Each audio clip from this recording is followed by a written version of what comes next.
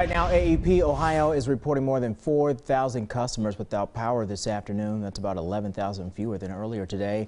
The wind has proven to be a problem all day when it comes to this storm. It is affecting power crews, first responders, people who have been out and about in central Ohio. NBC4's Karina Chung is live in Columbus, and she has the latest on power outages, but also how some are pushing through the wind. Karina.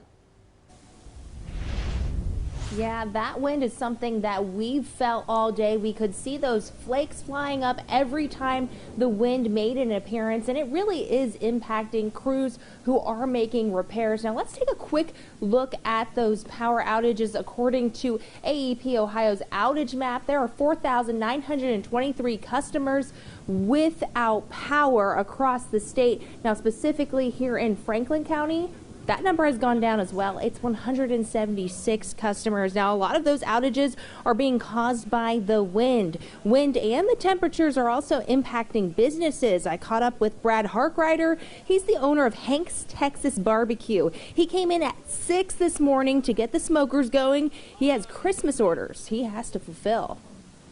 It's very cold and we use all wood. It's no electric or anything, so we rely on just keeping the fires going and keeping the smokers hot. So we just kind of have to overload it and offset the temperature a little bit. The wind is the biggest problem.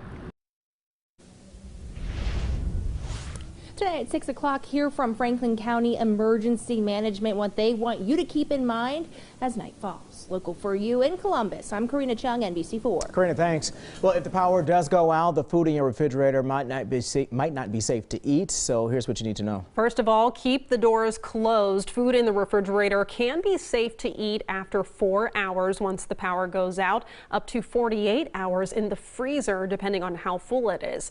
After that, be ready to move any perishables into a cooler location, either outside into the cold or a cooler at or below 40 degrees. We have all of that information about food safety on our website, NBC4i.com.